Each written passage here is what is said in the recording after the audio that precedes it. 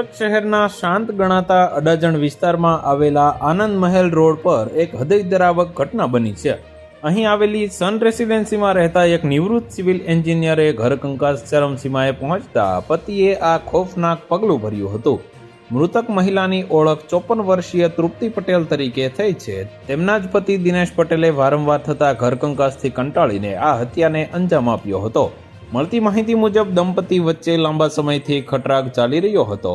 આ ઝઘડાએ ઉગ્ર સ્વરૂપ ધારણ કર્યું અને આવેશમાં આવી દિનેશ પટેલે ઘરમાં પડેલો લોખંડનો હથોડો ઉઠાવી પત્નીના માથા અને કપાળના ભાગે ઉપરા ઉપરી ઘા ઝીકી દીધા હતા।